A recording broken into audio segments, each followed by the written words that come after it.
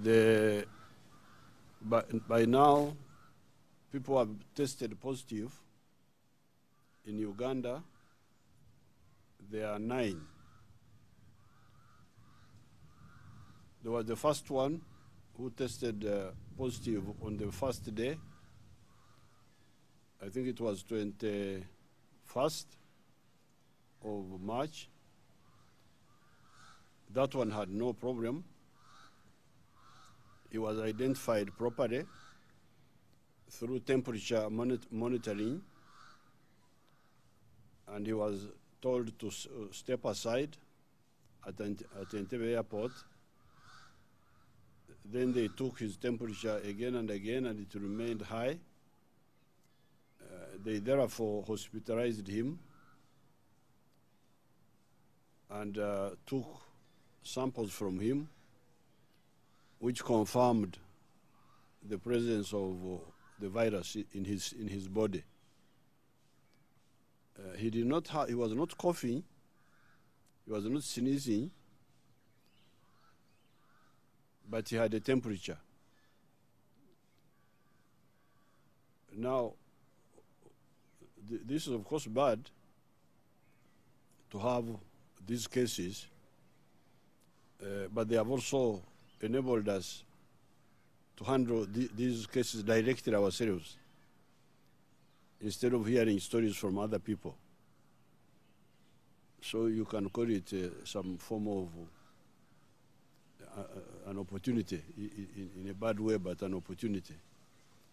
Therefore, our people started treating him using the treatments which they know.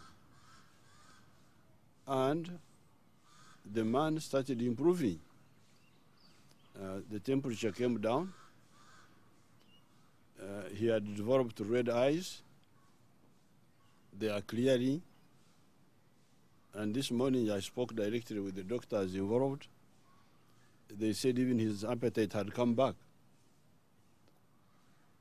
So in a funny way, I'm also happy that we are now fighting this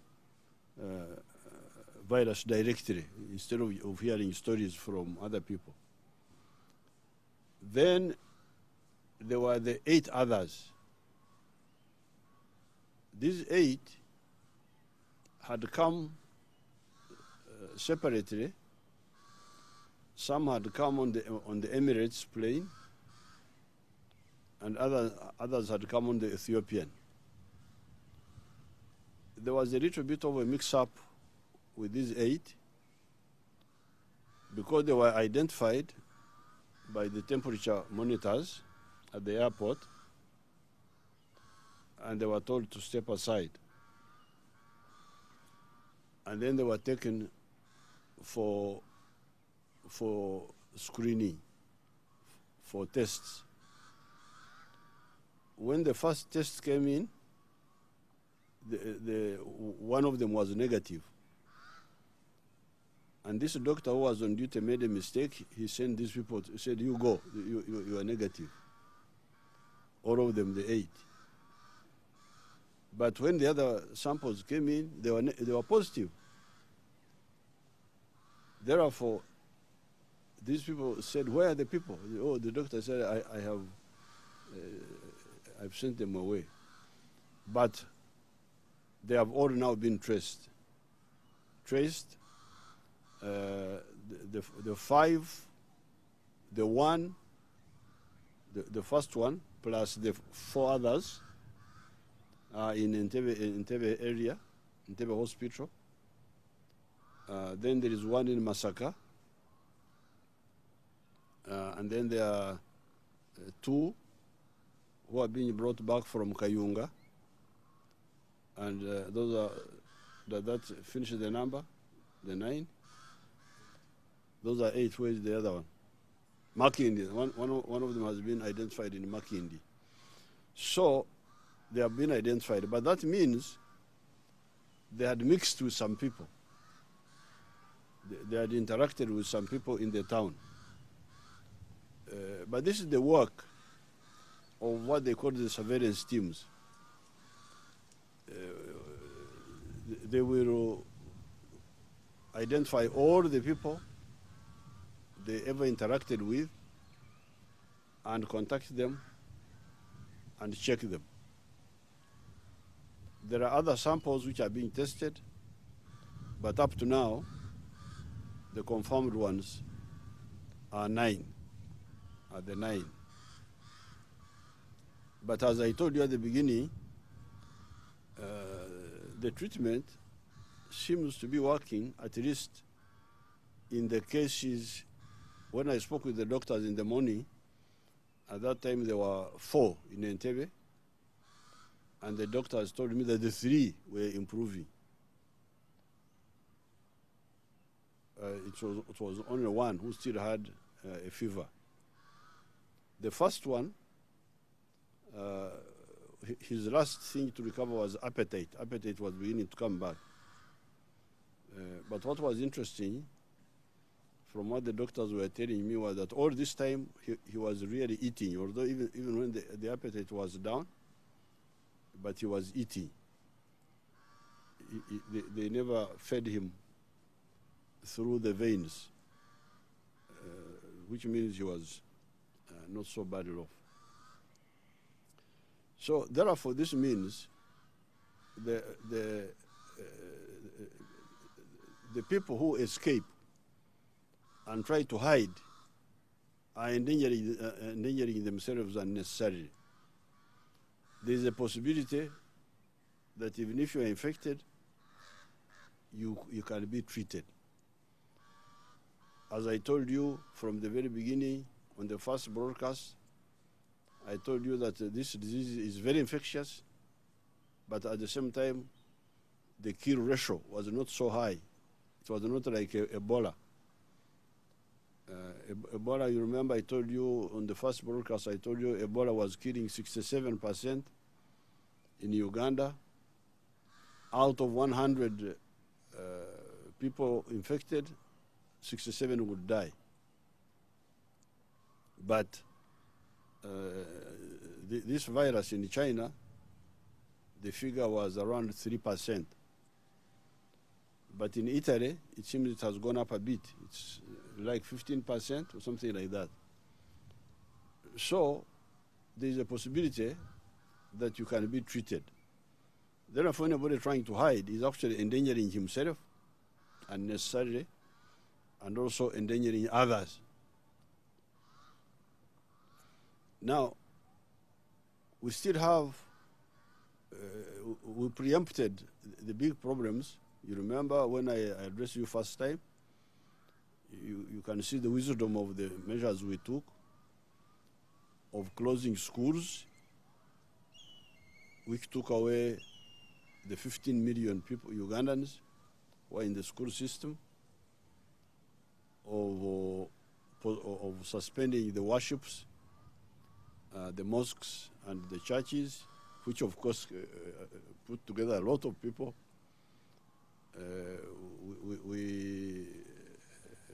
We also handled some other groups, big groups, but we still remained with the problem of public transport.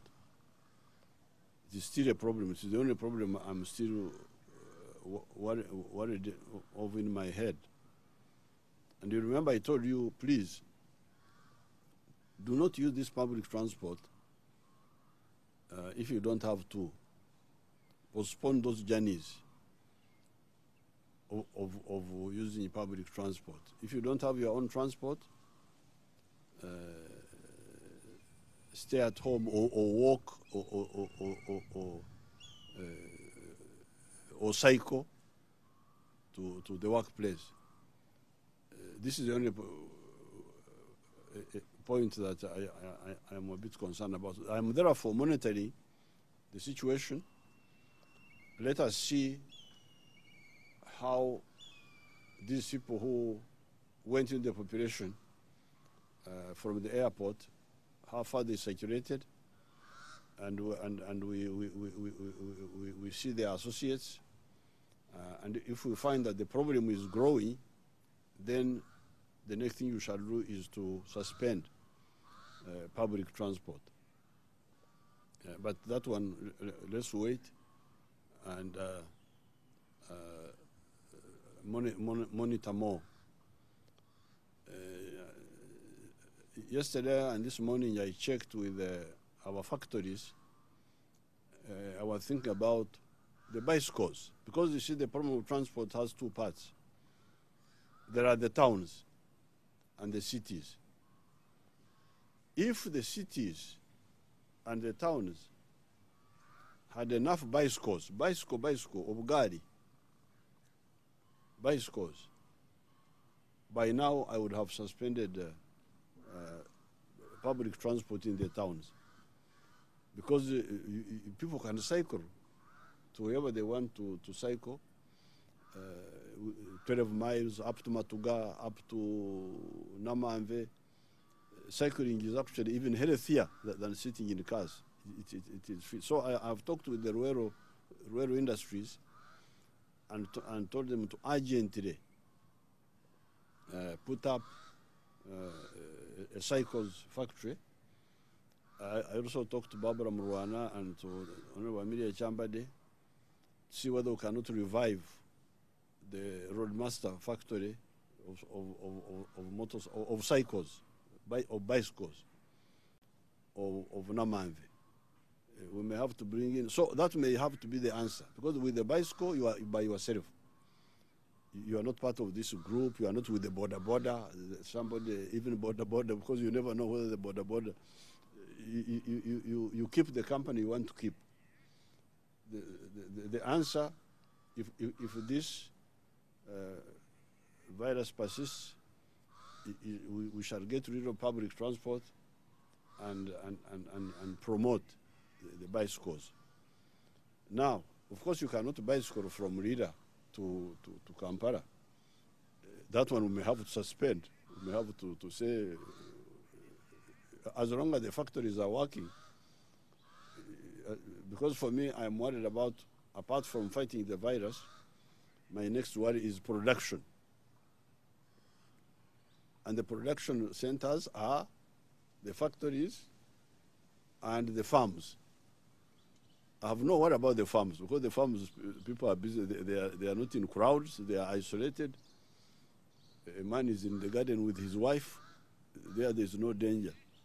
And you remember in my speech the other day, I said these were 33 million Ugandans. These were in the gardens, 33 million. So then you have the 15 million children who went home. So really the endangered population are the ones in the town who keep using this public transport. But if we solve the problem of public transport by, for instance, temporarily shifting to the bicycles, then the intercity transport, long distance, we may have to suspend it, to suspend it. Otherwise, when I need to remind you again of the 3 points about the virus itself, the science of the virus. Number one, do not allow anybody near you who is coughing or sneezing out. People who know English, they said sneezing means only sneezing out. That's what they told me. I said, how about sneezing in? They said that is sniffing. I said, but sniffing, I thought sniffing was smelling or something. But anyway, whatever it is, don't allow in a group somebody who is coughing or sneezing. This is number one. Even when we are still using public transport, the owners of those vehicles should not allow anybody who is sneezing or coughing. Number two, do not do anything without washing your hands. Wash your hands when you come from outside, from touching tables, from this. Wash your hands. When you wash your hands, the virus dies. there is the issue about the sanitizers. There are people who are crooks, who are overhiking the price of the sanitizers. But I want to tell you that you don't need the sanitizers. The soap is enough to kill that virus. We went into the science the other day when we were in Entebbe. The soap can kill the virus if you wash properly and you lather the soap enough. You wash the palm, you wash between the fingers, you wash at the back, and you give it enough time. By the chemistry of the soap, because the soap removes fat from our bodies. That's how it removes N0 dirt from our body. It reacts with the fats which are on our skins, the oils, and that's how they are removed. Now, these viruses also have some fat in their skin, and the soap will kill the virus. So those crooks should not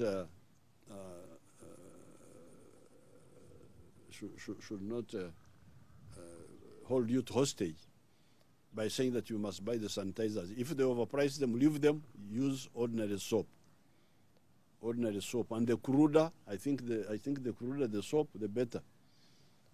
Don't you think so? The Miryangombe, this crude soap, I think it may even be better than the other scented ones. This Zawagaga. I think the crude soap may even be better than the other ones. So, use soap. So, number one, don't get anybody near anybody who is coughing or sneezing. And if you are sneezing or coughing, please don't go in the public. Excuse yourself. Stay at home. And even when you stay at home, don't spray your children or your members of your family. Isolate yourself. Number two, always wash with water and soap. We shall have talked to the water corporation about the price of water. We can look at that. Tomorrow in the cabinet we shall talk about it, and we shall give you guidelines on it. But number three, remember, this virus only goes through the soft parts of the body, through the nose, the eyes, and the mouth. Even if somebody was irresponsible and sneezed on this table, and I came and I touched it, and the virus were on my hands, this virus will stay there until evening when I wash and they go away. If I don't touch myself on the mouth, the eyes, or the nose. And you remember I told you how I always use my left hand to blow my nose. Never this one. And I never make sure that my right hand never touches my... That's why you never see me clapping. When you are clapping like this, me, I just bang the table. Because I don't want this one, which I donated to the public, to mix with my domestic one. This is my domestic. This is public. The right hand is for public. This one is for myself.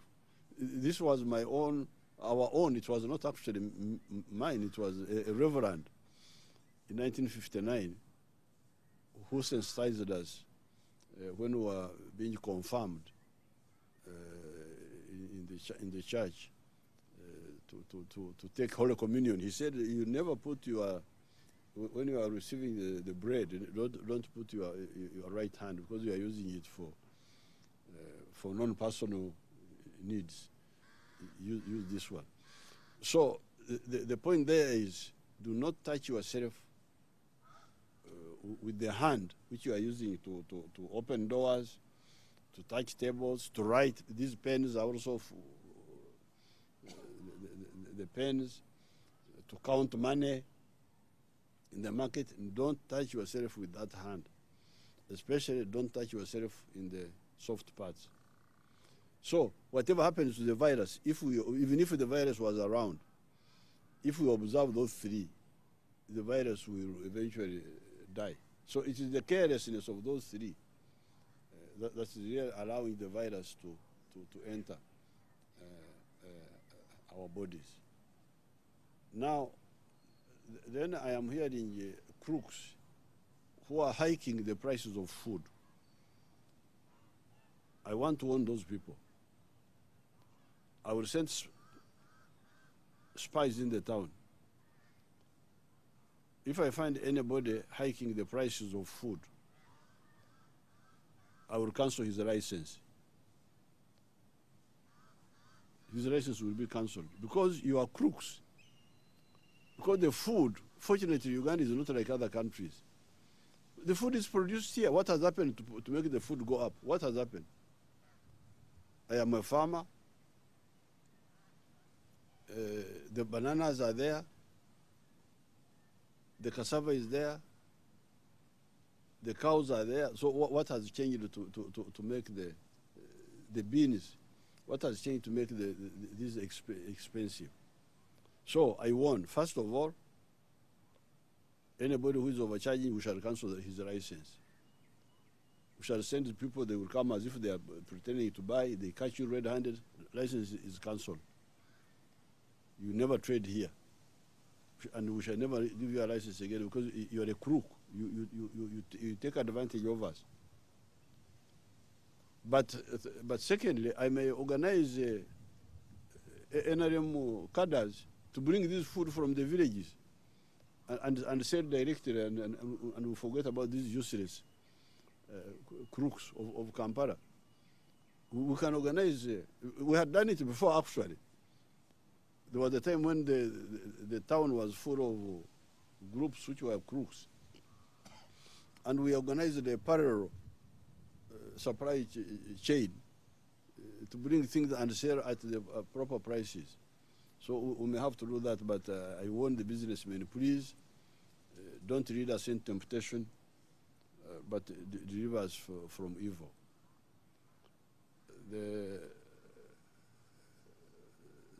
The other issue people were talking about was the testing center is very far. That's not true. The central testing center is in Entebbe, yes. But the reception points are all over the place. I asked the minister, and she said there were 100 in the whole of Uganda. And I said, how many are in Teso alone, the Teso area? The centers where they have the bottles to go for testing. He said in the Teso area there were at least 5. So if you want to check, you just go to the nearest health center. Don't burden yourself with knowing where to go, or finding out where the testing center is. You just go to your nearest health center 3. They will guide you. They will tell you where to go. They will take the sample. They know how to bring it to the center, and you will get results. There is a relay system. So, therefore, we are now in close, because the other time we were trying to prevent, but I think we were late by a day or two, because that's how all these cases, 9 of them have come from Dubai. All of them. There was no case which was from here, from internal. If we had closed the airport maybe 2 days before, these people would not have come in. But we had to consult. We had to send the notice according to international law, and we had to do our own internal consultation to the cabinet on Monday, Then the church people on Tuesday. Then we started moving on Wednesday. At that time, we were still hoping that not to close the airport, but eventually we were forced to close the airport. So for me, I think the situation is manageable. We shall manage it if you only listen carefully to what we are saying. We shall manage it. We are already even handling the treatment. We have got these people who are being treated now, and some of them are responding. And we have traced the others who had escaped. And so the situation is not, we shall handle it. Just listen to our advice. The 3 points: wash your hands. No. Do not get near anybody who is coughing or sneezing. Do not get anywhere near anybody who is coughing or sneezing. And do not allow him in your vehicle. Do not allow him in an office. Secondly, wash your hands with water and soap. Water alone without soap is not enough. Thirdly, do not touch yourself with unwashed hands in the mouth, the nose, and the eyes. I thank you and I wish you good luck. We shall overcome this challenge. Thank you very much.